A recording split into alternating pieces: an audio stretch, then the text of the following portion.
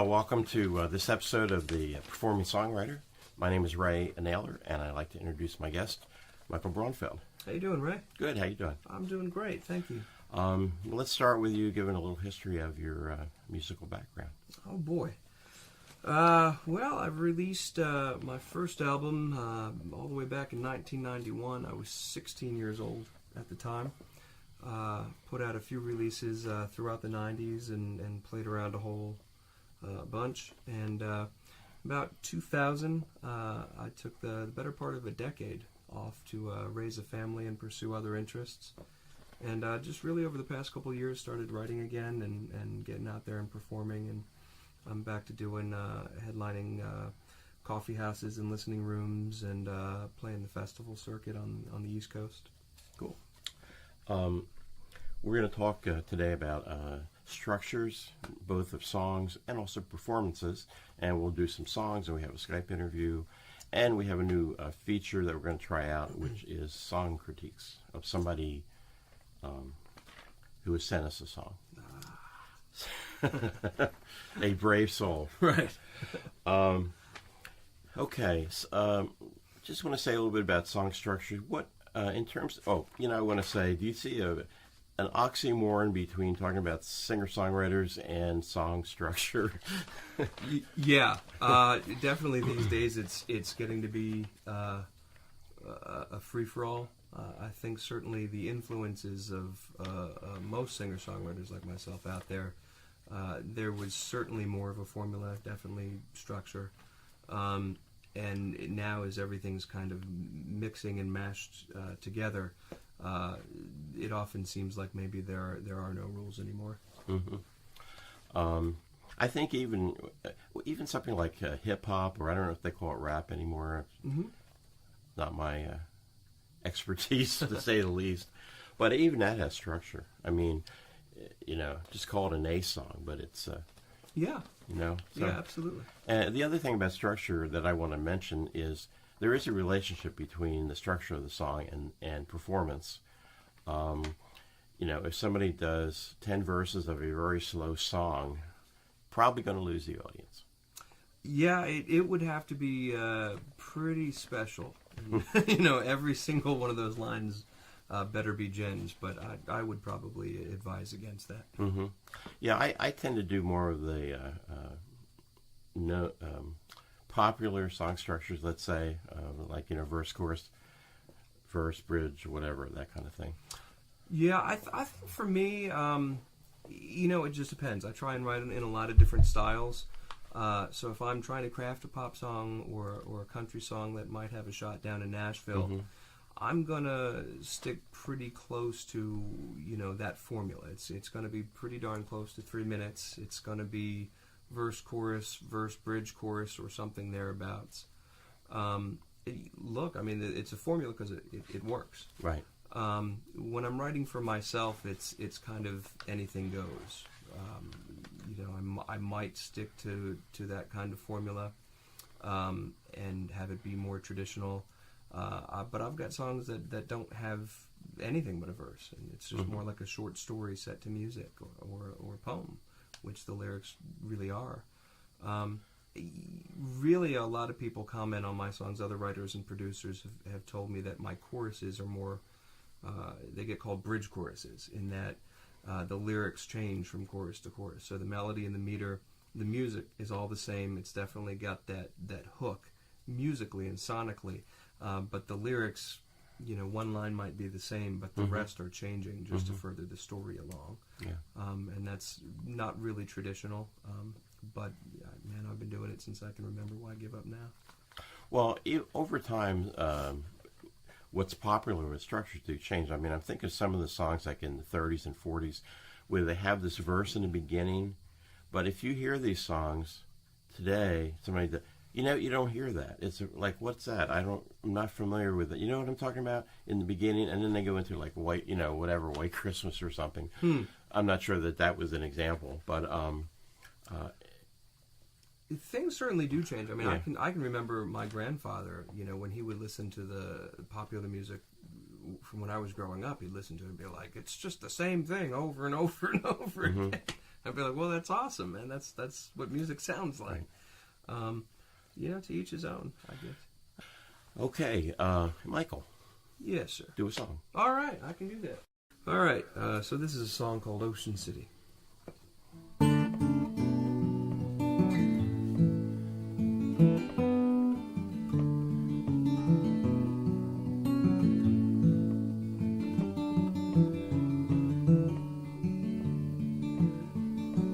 Early September, late summertime, spread out blanket book, Marlboro lights,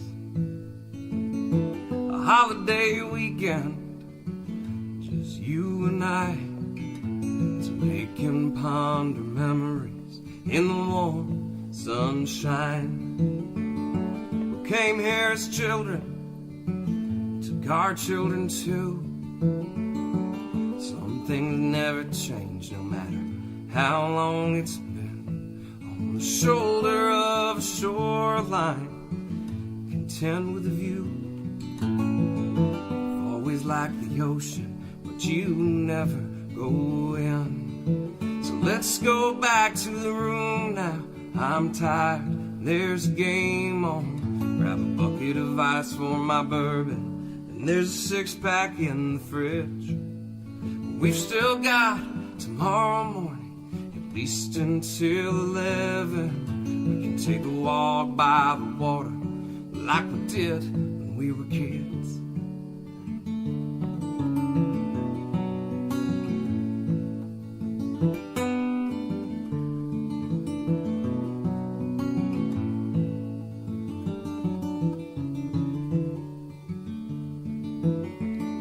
You sure do look nice in your new summer dress, your hair down in a smile, your cheeks a sun-kissed rose. These black and white photographs don't do you justice. Yellow is always your color, I suppose. The sea breeze is cool on my sunburned skin. The song of the carousel, the Ferris wheel lights, but the sweat on my brow reminds me of the shape I'm in. It's been a long day, so let's call it a night and go back to the room now.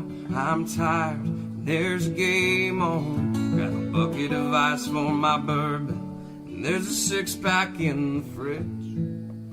We've still got tomorrow morning, at least until 11. We can take a walk by the water like we did when we were kids. We can take a walk by the water and remember when we were kids.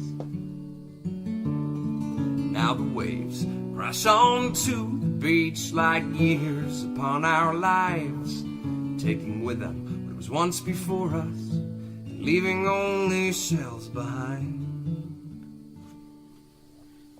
Very nice. Thank you, Ray. And did a great job painting the picture. Painted a lot of pictures. Oh, I tried. With that song, yeah. I have a new song. Great.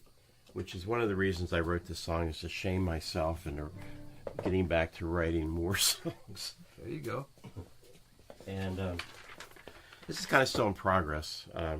The last chorus, the words are a little different by design, and the last line in particular is a little weak, so I'd like to work on that. But anyway, this is called a song about skepticism. And it's called You Gotta Be Kidding Me. Stockbroker said, I have a sure thing. Just cough up some money, grab for that brass ring. There's always some risk and there's no guarantee. But by the grin on my face, you can always trust me. And I said, you got to be kidding me. You gotta be kidding me. I can't believe a word that you say. By the look in your eye, I can see it's a alive. Do you really think I was born yesterday? Went to the dentist with an ache in my tooth. He said I have to pull it, it's already loose. The pain was so bad that I thought I'd gone blind. He said, it's almost over, just a little more time. Oh really? Now you gotta be kidding me, you gotta be kidding me. Can't believe a word that you say. By the look in your eye I can see it's a lie. Do you really think I was born yesterday? My congressman says he works for us all, but he's never there whenever I call. He says he works hard and I think I know when he's trying to be elected again. Oh yeah. You gotta be kidding me, you gotta be kidding me. I can't believe the word that you say. By the look in your eye I can see it's a lie. Do you really think I was born yesterday? Now the preacher will preach that he has good news. He said, believe it or not, it's all up to you, but you better believe what I have to sell. 'Cause man, if you don't, you'll go straight to hell. Now you gotta be kidding me, you gotta be kidding me. I don't believe a word that you say. By the look in your eye I can see it's a lie. Do you think I was born yesterday? Now I dreamed I was standing outside heaven's door. Inside I could see those who once had been poor, and Jesus came out, said, where have you been?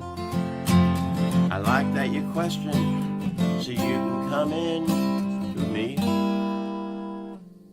You gotta be kidding me, you gotta be kidding me. And I believe the word that you say. I tend to doubt till I work it all out. He said, that's the truth, and that is the way. Amen. Something like that. I like that. Thank you. I think that's good. Okay, so we have our Skype interview, and you recommended this guy, and he's a very good songwriter. And why don't you talk a little bit about him?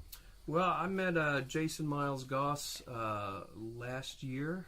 We did a show together, and I just really loved his stuff. It was apparent that we had a lot of very similar influences from rock and roll and folk, and then blending the two together. What can I say about Jason? He's one of the few contemporaries out there that I've actually stolen one of his songs and I'm covering it at some of my shows now, and I don't do that very often, so that tells you a little bit about how much I like his writing. But Jason Myles Goss, he's a great guy, great artist, and a great songwriter. So. Okay, here we go. Okay, I want to thank Jake. Okay, I'd like to welcome my Skype guest today, Jason Myles Goss, and just a little bit about him. He was a finalist in the first ever Newport Folk Festival Songwriting Contest. He's been a 3-time regional finalist in the Mountain Stage New Song Contest. He has 4 albums, and the last one is called Radio Dial. And he lives in Brooklyn, and he's right here with us. Jason, how you doing? I'm doing well. Thanks for having me. Oh, thanks for coming on. I've listened to your songs, and they're great. Oh, thank you. And I was going to ask you first to talk a little bit about, your background, your musical background, and give us an idea about that. Sure. I always grew up singing. That was a kind of an early love for me, was singing. And I started writing songs when I was in high school. I got my first guitar, a little starter guitar, when I was about 12, and had a couple rock bands in high school. And subsequently, just once you get a hold of the bug, it's hard to let it go. So I've just been writing songs ever since then, and I have four full-length solo records out. Currently, I tour nationally all over the country, and I'm currently working on my fifth record, which I hope to have done this coming winter. And I'm originally from the Massachusetts area, the Boston area, and I've been living in Brooklyn for about 8 years. Hmm? Okay. Um, I wanted to talk first a little bit about one of the topics that we're talking about in the show today uh, is song structure. And so I guess not so much what all the different ones are, but rather uh, how you use song structure. What do you use, kind of the traditional ones? Do you have your a certain type that you tend to use more often than not? Sure. I tend to, growing up, I listened to a lot of popular pop music. So song structures like intro, verse, chorus, verse, bridge, outro. To me, I tend to gravitate those forms often. But later on, especially with artists like Gillian Welch and more roots-based songwriters um, that have songs that are just straight verses or a verse with a refrain on the last line. Um, so all those structures tend to find their way into my songs. For me, when I'm writing, I don't tend to really approach a song from the get-go in terms of the structure. I try to let the ideas connect the dots themselves. And I have structure in mind on a kind of a macro sense, but I never really sit down and start writing a song saying, okay, I want two verses out front and then maybe a chorus that's going to go to the four chord. And that's just not the way that I really work. But I do find that it comes into play, especially after you've written a song and you're arranging it with a band or you're going into the studio. Then I think song structure becomes really important as far as how a song is going to translate on a record. So it's something that is on my mind, but I tend to feel a little too encumbered when I'm writing, thinking about things like that too early. Sometimes I can kind of chase the ideas away. Right. Do you ever think about how you want to perform the song, and does that in any way inform the structure that you might do? How I want to perform it in terms of like the instruments or the tempo. Well, for example, an example I used that the person may not want to do 10 verses in a song because it may hurt the performance. So I guess that's what I'm saying. Um, Something like maybe the length of the song. Oh, sure. Yeah, I mean, how would you use structure, or how would you not use a certain kind of structure in terms of the performance end of it? I see. That makes sense.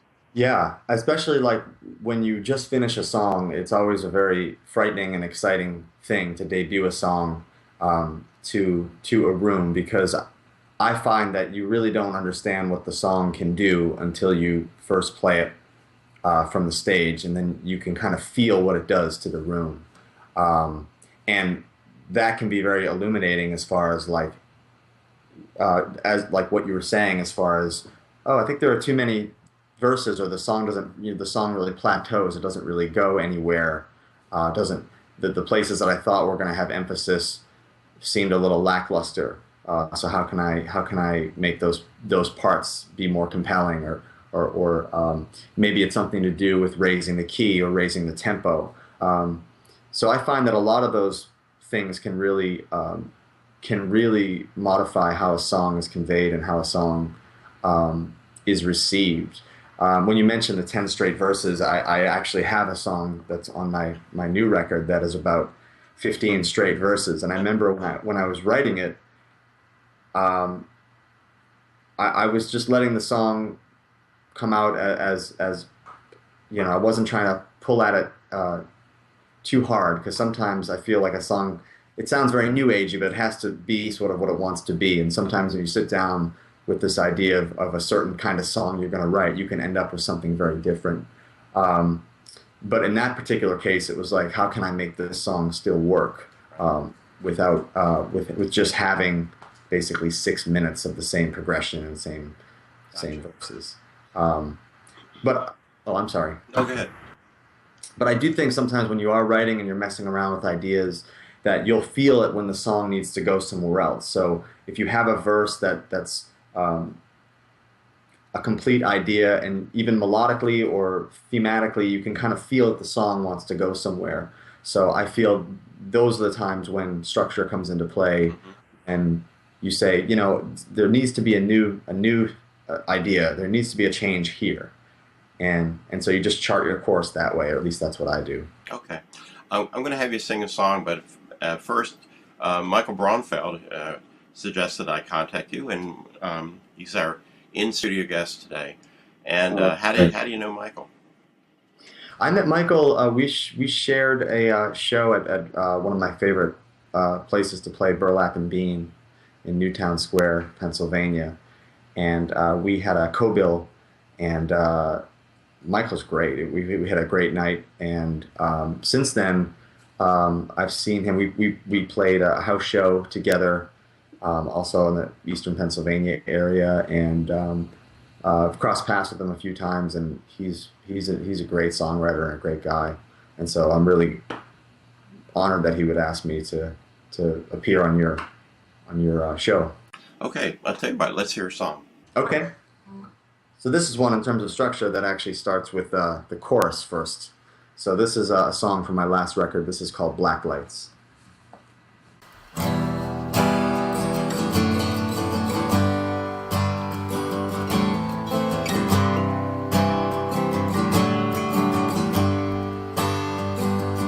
All I see are black lights rushing through like headlights. Oh, the screaming of the crowd tonight pulls me in just to let me go. Oh, and all I have are bad nights, rapping knuckles, taping hands tight. Oh, the calm after a fist fight is the hollowest sound I know. I was born in the gutter from my mother, just 17. No father or a brother in a world so hard and mean. I learned to fight before I learned to read. I could throw my hands with the devilish speed. And someday, mama, you'll see I'm gonna be somebody. Sonny had a card in the office of his downtown gym. I swept up, cleaned the locker rooms, and did some work for him. But a champion man needs champion clothes. I stole a few cars to earn a few rolls. I boxed every shadow in the darkness of a midnight mirror. Oh, and all I saw were black lights rushing through like headlights. Oh, the screaming of the crowd tonight pulls me in just to let me go. Oh, and all I have are bad nights, rapping knuckles, taping hands tight. Oh, the calm after a fist fight is the hollowest sound I know.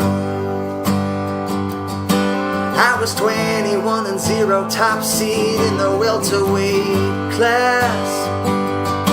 I was staying out all night and sobering up during morning mass. I was hurling myself at a breakneck speed. Amphetamines in the Apostles' Creed.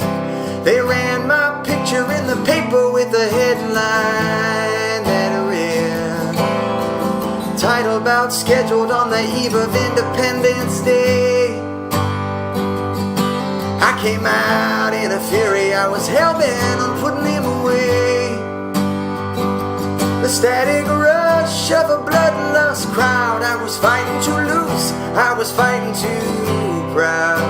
The last thing I remember was dropping my left arm down and spinning around, staring at those black lights, cold and lonely as a moonlight. Oh, the crowd heart is going wild tonight. I give them more than they will ever know. Oh, ain't all I hear my bed nights. My lungs are breathing smoke and dynamite. Oh, my heart is aching and my head ain't right. And that's the feeling that I can't let go. It's the feeling that I can't let go.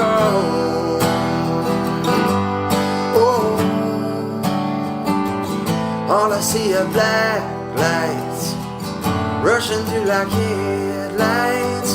Oh, the screaming of the crowd tonight pulls me in just to let me go. Oh, and all I have are midnights, wrapping knuckles, taping hands tight. Oh, the calm after a fist fight is the hollowiest sound I know.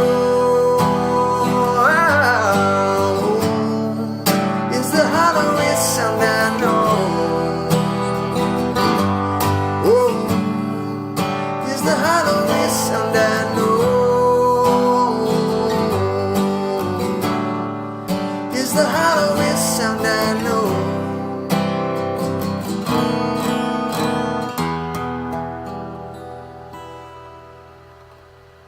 Nice. Thank you. Is that on your newest CD? That's on Radio Dial. Yep. Uh-huh. It's called Black Lights. That's yeah, it's cool. By the way, you have a lot of really nice videos on your website. Oh, thank you. Cool. Yeah, people take a look at those. The music videos? The music videos, yeah. Oh, Yeah. yeah. I I like those. worked with a great company called Rhapsody Productions, and they do a great job.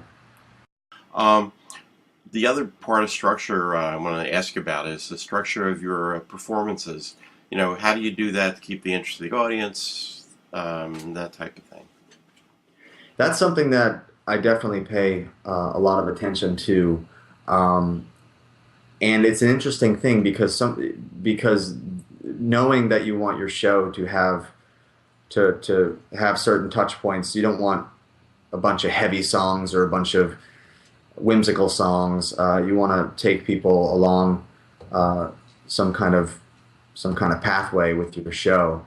So sometimes making a set list can almost compartmentalize things too much, where if you're not able to deviate from the set list, if depending upon how the room is feeling, what the sound is like, what the mood is like, a set list that you wrote prior to the show, you could be changing things on the fly. So I tend to write set lists with an idea, especially of the first two songs that I want to play with, I want to open with, and then having some kind of palate cleanser or some kind of a song that is a little bit of a breather, usually around 5 or 6, and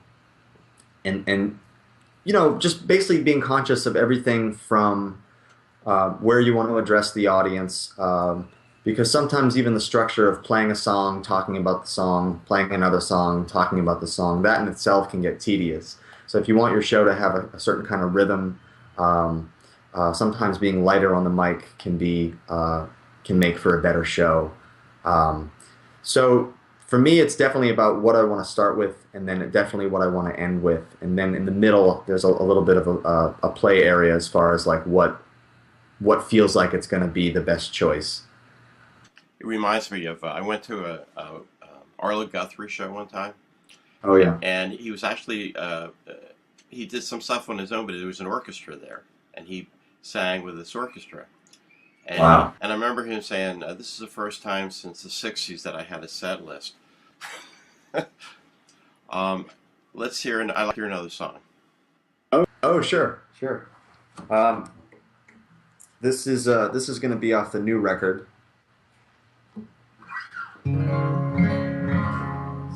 And this is called "This Town Is Only Gonna Break Your Heart."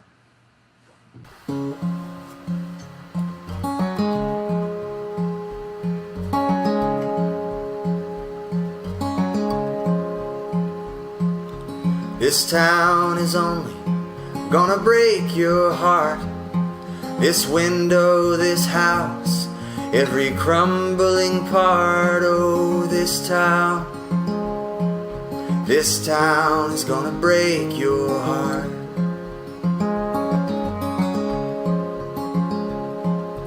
Morning will come looking for a fight, and your heart will flicker like a drugstore light.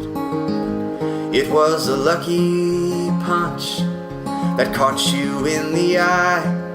It left you so much older now, but left no reasons why. When I was young, I thought about it always. When my game was done, would you find me in the hallways of this house, on this street?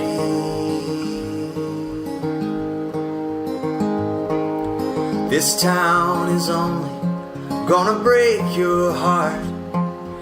Growing up is the hardest part of this town.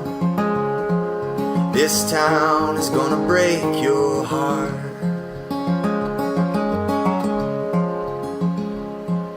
I took what was not given me. I've bloodied up my nose. I've fallen out of windows, and I've dirtied up my clothes. And when my evening comes and I'm gripped within its throes, will my mind still be restless from the debt that it owes? I'm older now, and when I run my hands along your walls, they remind me how all the things I've left I've kept closest of all. Closest of all.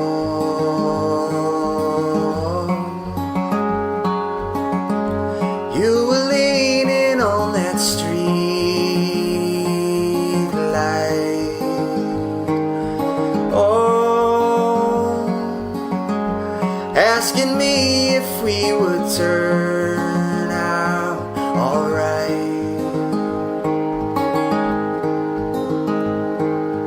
This town is only gonna break your heart.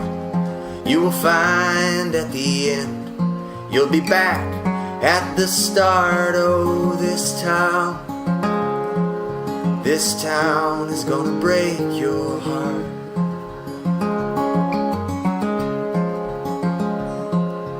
This town is gonna break your heart.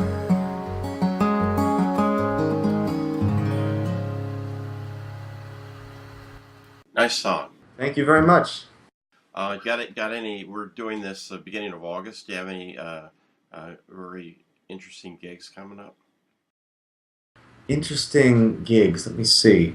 They're all interesting. But Yeah, something last that you're night. really looking forward to. Put it that way.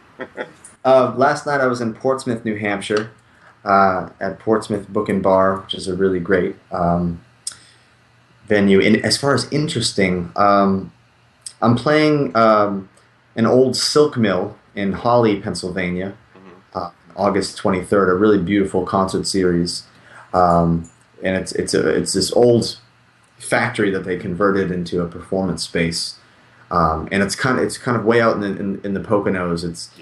It's tricky to find, but it's a really beautiful place. And I was there once before in the winter, but I'm excited to come back during the summer when the Poconos are more pretty. So that'll be one. That's one I'm looking forward to.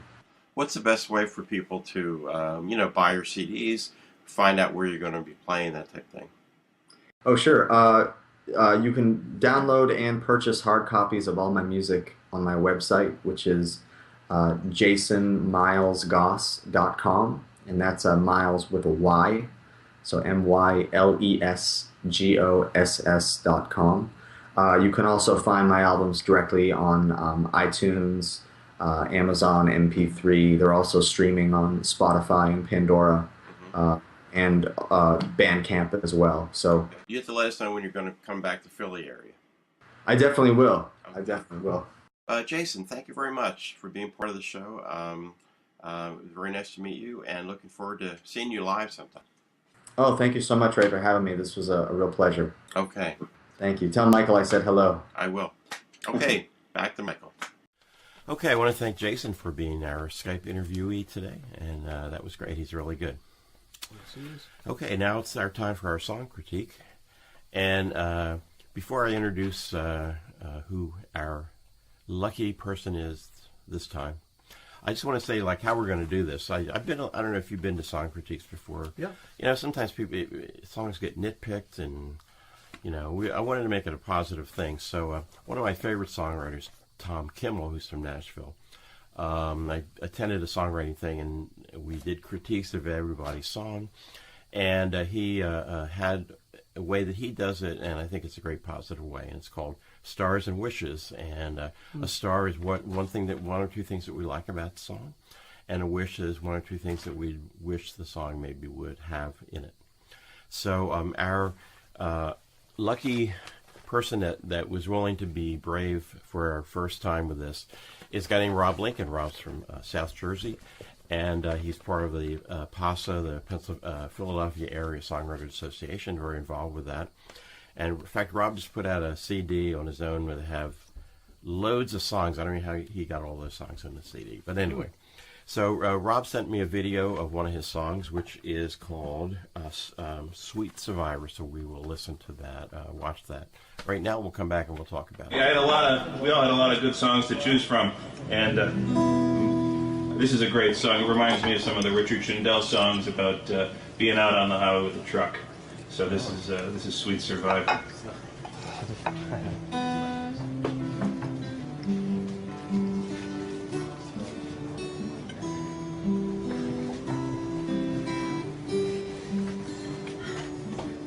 You are so gone, but you press your toes to the county line and driving the road to Bethlehem in a country mind. Oh, you've got a soul that's beyond the wheel of your dim headlights. You play the role that you're in control of your soul inside. You've slept on the edge of the broken downtown near exit 9. You crept to the door of the Holiday Inn with a vacancy sign. No, you've paid your toll behind the 8 ball, and you're not very kind. You're asleep in a sprawl in a bed by the hall, but you're still alive. Another endless rider, another sweet survivor. Carry on, travel on.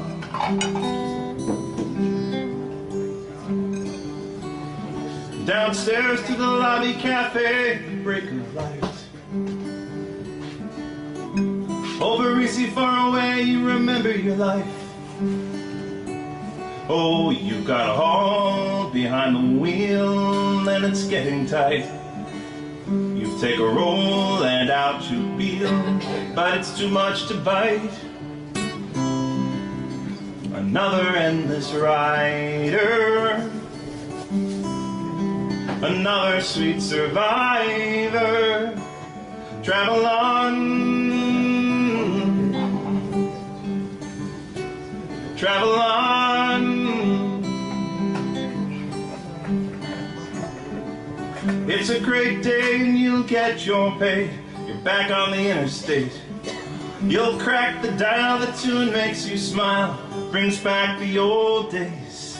You've got the song, it's still going strong till it goes away. You'll right the wrong, say it won't be long till a brighter day cliche. Another endless rider, another sweet survivor. Travel on, travel on,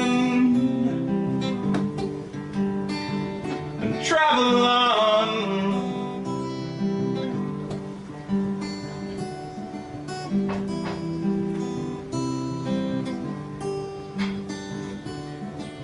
You're so gone, but you press on in the dim light. Someday soon you'll make your stand around midnight.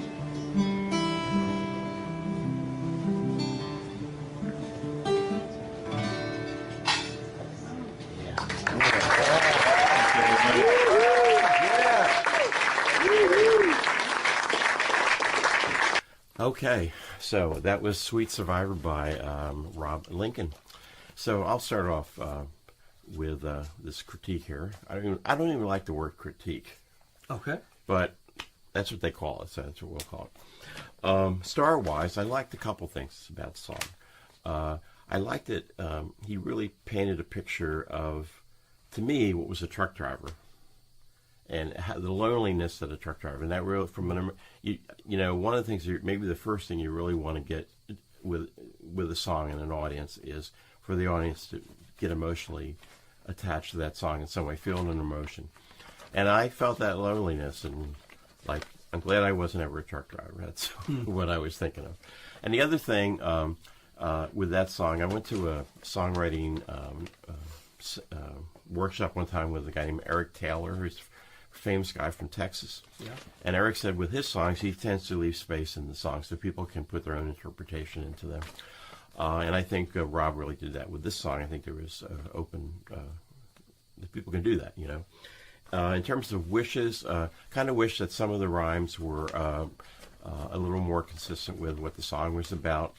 I read one time that the average person only really knows about 1,000 words in their vocabulary, but that there are hundreds of thousands of words, and so you might not think of something, whereas if you use like a rhyming dictionary, there may be some option that you may come up, and even with that you may not find what you want, but it's more likely. So that's the one thing. The other thing is, and I have some notes here so I don't forget. Oh, it's a kind of a it's a slower song. And I'm thinking, and I was wondering whether something like a bridge or an instrumental to kind of break it up between maybe the last verse and the one before it, something like that. But in general, I liked the picture that Rob painted in the song. So, what was your feeling? It's good. Well, first I want to give a shout out to my friend Aaron Nathans, who was performing that song. That's right, Rob's. Aaron. Aaron is a very talented songwriter in his own right. Yeah, I like the song a lot. I will say, it's interesting that you brought up the occupation being a truck driver. I think, given my line of work, I look at it as a musician, but there's really so many different paths that it could be: trucker, salesman, musician. So many occupations take you away from home and away from your family and loved ones. And, who doesn't like a good song about the road? Right off the bat, the title of the song is Sweet Survivor. I think the real title is Travel On. That's the hook to me. The emphasis, the accent, all the stress is really placed on that at the end of the chorus. It's repeated twice. And I think I like Sweet Survivor. I like the alliteration in it. I like the imagery that it evokes. To me, Travel On says that impliedly, but also has, I'm keep on keeping on to it. So I would consider a title change. And the only thing that I would really, really point out is I remember going to a workshop led by Fred Kohler, who was another great Nashville writer. And he spent a lot of time talking about being factually accurate. I remember him discussing a song that I believe he co-wrote with Shel Silverstein called Jennifer Johnson and Me. And there's a line as the character in the song goes back into his memories to the time of his first love and meeting her. There's a line, it must have been summer 1967. The Beatles were singing Love Is All You Need. And Fred stopped right there in the middle of the song and said, I actually looked that up. Because, I was there and I remember the song being on the radio, but I'm not going to throw it out there forever and ever on tape if it was 66, if it was 68. And with Google, it's so easy these days. To me, there's a line, Holiday Inn with a vacancy sign, and I could be totally off base, totally 100% mistaken here. But I just don't see that vacancy sign, maybe on their huge banner. But when I think of vacancy sign, no vacancy sign, I see that flashing neon sign flickering at an old motel.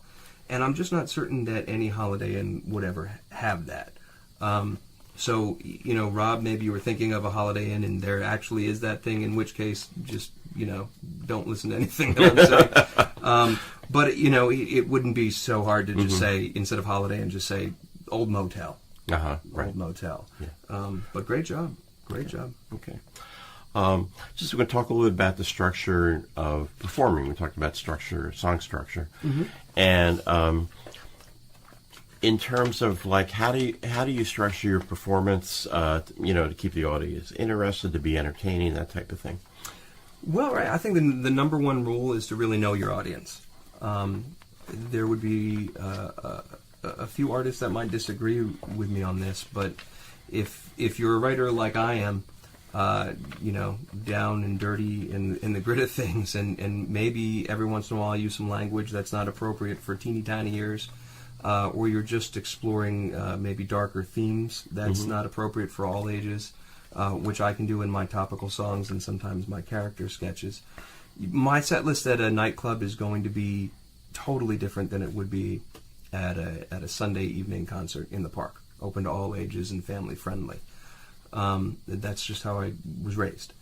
All that being said, I am a meticulous set list planner, and the key to me, it's all about balance and a good mix. I want there to be a good mix of tempo to keep the pace going, a good balance of themes in the songs and the different styles of my writing.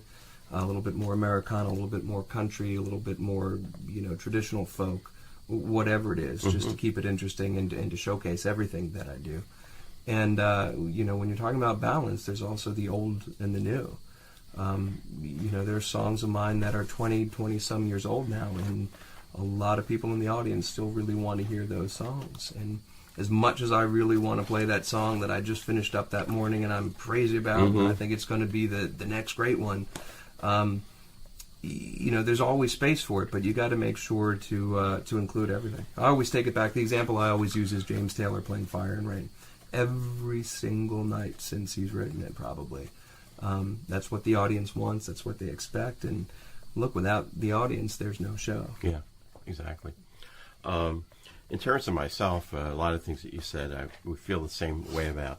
One of the things talked about, I think in the first show with Terry Revelle, was the necessity to hook into your audience within the first 30 to 60 seconds. So that would be the first thing in terms of structuring the thing.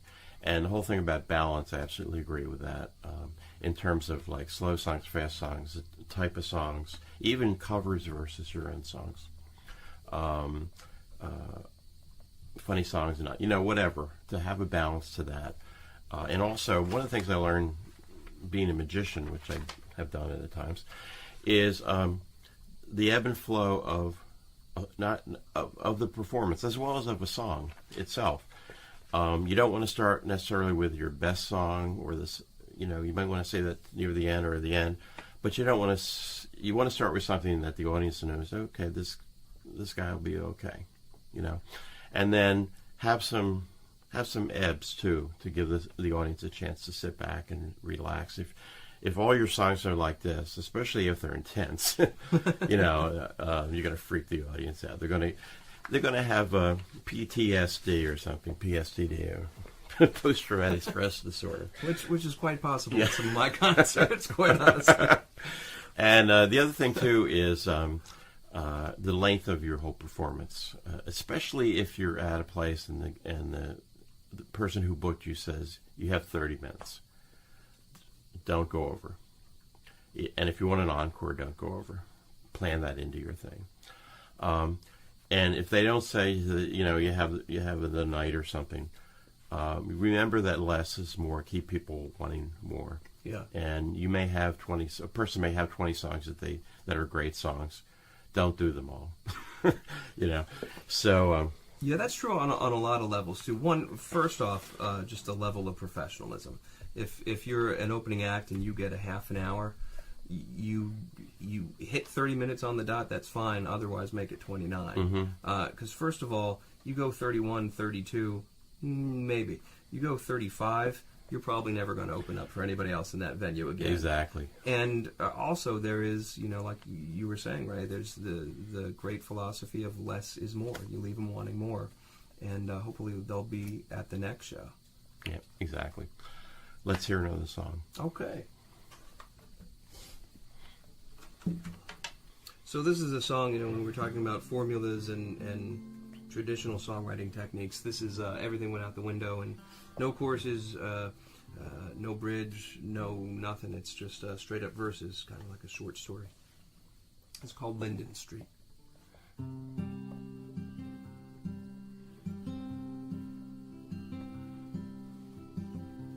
It's Bob, she said, without picking up the phone. He only calls when he's been drinking. Sometimes I'm lonely, but I'm better off alone, she said. She just let the phone keep ringing. Well, I could pick up where we left off. Sometimes I think that I want to. Other times I wish that I could just run off, like all those lucky men do. When I first met him, he really swept me off my feet. He could have had any girl back then, sooner than we should have. We found that house on Linden Street, and I felt like I was better than all the rest of them. I spent my days playing house, we spent our nights playing cards, making love till our sweat chilled. He got fired for stealing, and things started getting harder. I started working at the mill.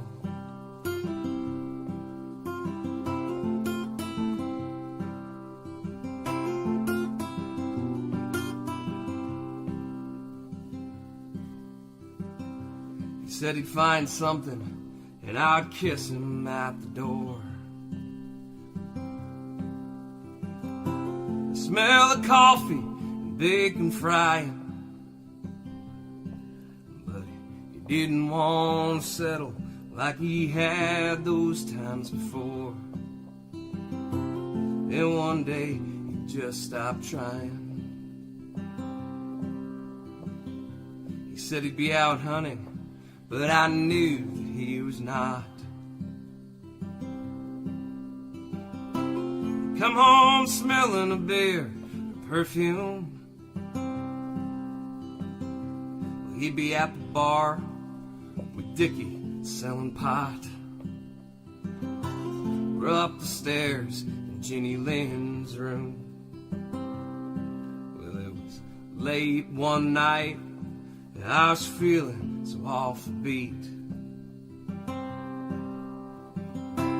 I heard his car pull up the driveway. Goddamn that fight woke up half of Linden Street, and I watched him drive away. When I was a young girl, my daddy told me I was a princess, but I've never met a soul who felt the same. Those nights alone when I am stoned out of my senses are the only times this crazy world feels sane.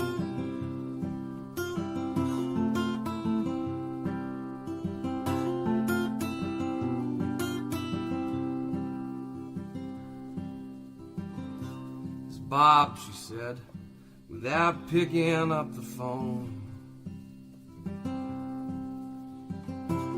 He only calls when he's been drinking. Sometimes I'm lonely, but I'm better off alone, she said. She just let the phone keep ringing.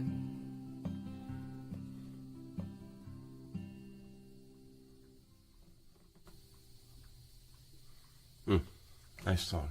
Thank you. And when you were saying in the beginning that it's all verses, and reminding me that the structure needs to come from the intent of the song as opposed to the other way around. I think so. Whatever the song calls for, I think so. Yeah. I mean, and there are still rules out there, but for me, like I said, especially when I'm writing for myself, whatever tools, whether it's just the chords and the music arrangement behind it, or the lyrics, and then how they all flow together, and whether it's a verse, whether it's a chorus, a bridge, or a crazy coda that just doesn't go anywhere. Some semblance of those tools and those pieces will convey that song and that message better than any others. And if you find a way that seems unconventional, give it a shot. Yeah, definitely. Now, this song, this also is a little unconventional in that there are 3 verses, no chorus, but there is an instrumental between the second and third verse, which is another way to break a song up. Yeah. And I do my best, considering how I try to play instrumentals. And also, there's a thing at the end that we were talking about it earlier, and you said it sounds like a coda. That sounds like a good term for me. So, anyway, it's just called "If You Would Dance."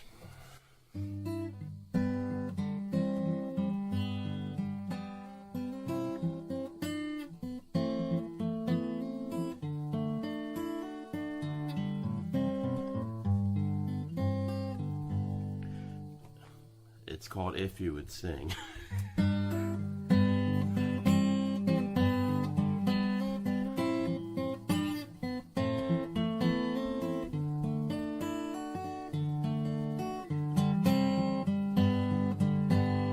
If you would sing your sweetest songs to me, if you would sing your melody, if you would sing, I join in harmony. If you would sing, if you would sing, if you would dance, we'd waltz around all night. If you would dance, I'd swing you to daylight. If you would dance, I'd hold you oh so tight. If you would dance, if you would dance.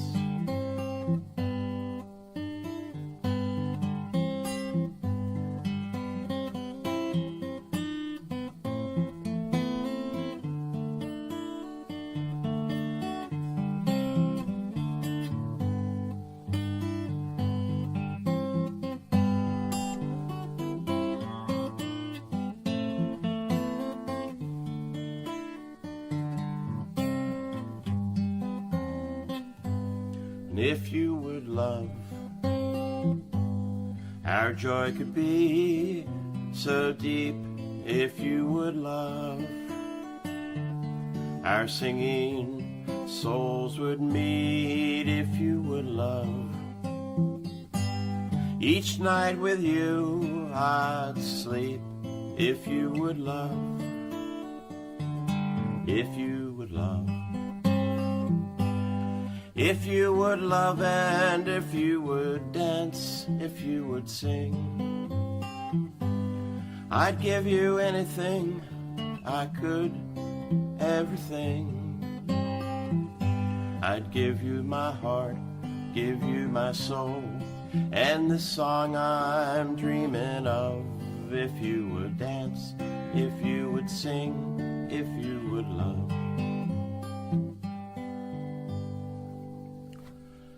Nice. Anyway, That's pretty. thanks. That's pretty. So I'm going to ask you to do one more song, but first, how can people get to you, learn about you, etc.?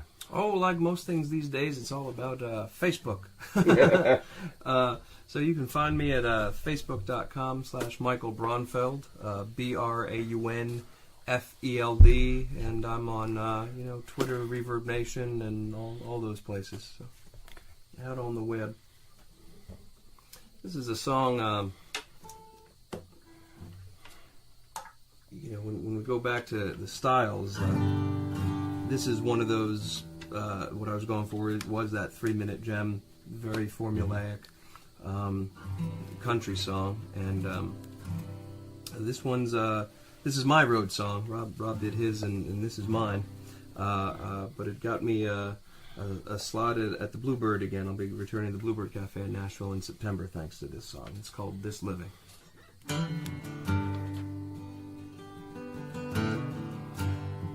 Snow was swirling round the traffic light, dancing in the street, white like my knuckles on the steering wheel. I was sitting straight up in my seat, and I'm only 2 days out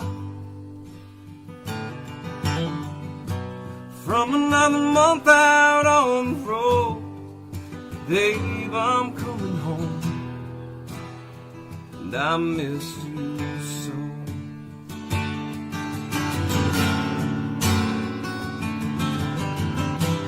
There'll be rain in West Virginia, sweet sunshine in Tennessee. There'll be snow in Colorado, baby. This living is gonna be the death of me. Coasted into Houston on fumes, broke down in Santa Fe, living out of bags in cheap motel rooms. Guess it's always been this way. And these days go by so slow. I'll try to call before the show. Tell the kids I love them both, and I miss them so.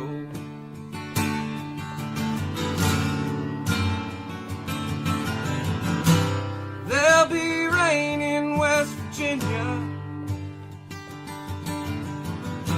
sweet sunshine in Tennessee. There'll be snow in Colorado, baby. This living is gonna be the death of me. I played the crowds both sides of Texas, way up north in New York City. But through it all, missed you all. This living is gonna be the death of me. 'Cause this living is gonna be the death of me.